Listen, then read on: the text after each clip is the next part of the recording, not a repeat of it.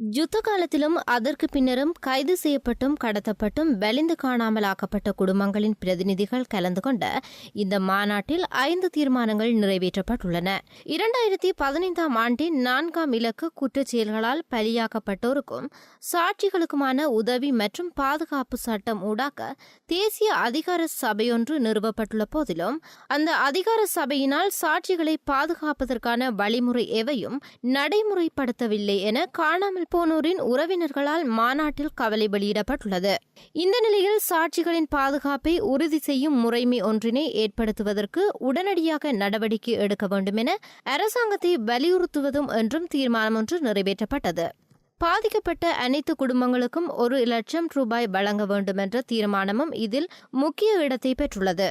ராணுவ மோதல்கள் முடிவிற்கு வந்து 7 ஆண்டுகள் கடந்துவிட்ட போதிலும் காணாமல் ஆக்கப்பட்டோரின் குடும்பங்களின் மனக்குறைகளுக்கு உரிய பதிலோ நிவாரணமோ இன்று வரை வழங்கப்படவில்லை என்று தெரிவித்துள்ள அந்த மாநாட்டில் காணாமல் ஆக்கப்பட்டோருக்கு நீதியை பெற்றுக் கொடுப்பதற்கான பொறிமுறைகள் ஸ்தாபிக்கப்படும் வரை இந்த கொடுப்பனவுகளை தாமதிக்காது வழங்க வேண்டும் எனவும் வலியுறுத்தப்பட்டுள்ளது.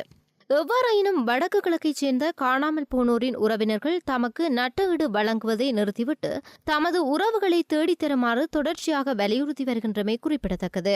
குறிப்பாக அண்மையில் வடக்கு கிழக்கில் அமர்வுகளை நடத்தி வரும் நல்லிணக்க பொறிமுறை தொடர்பான மனோரி முத்தட்டுவேகம தலைமையிலான செயலணியினரிடம் பாதிக்கப்பட்ட மக்கள் இதனை வலியுறுத்தி வருகின்றமை சுட்டிக்காட்டத்தக்கது.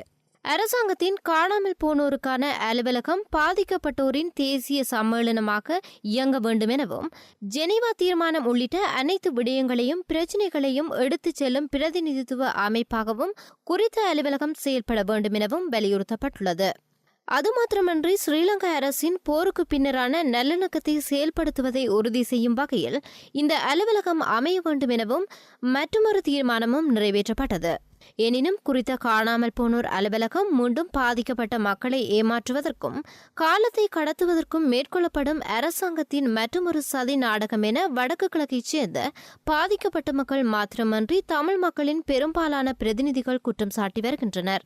ஸ்ரீலங்கா அரசாங்கம் காணாமல் போனோருக்கான அலுவலக சட்டத்தினை நிறைவேற்றி அதனூடாக குறித்த அலுவலகத்தினை நிறுவ நடவடிக்கை எடுத்து வரும் நிலையிலேயே காணாமல் போனோரின் உறவினர்களது பிரதிநிதிகள் கலந்து கொண்ட இந்த தேசிய மாநாடு இடம்பெற்றுள்ளமை குறிப்பிடத்தக்கது.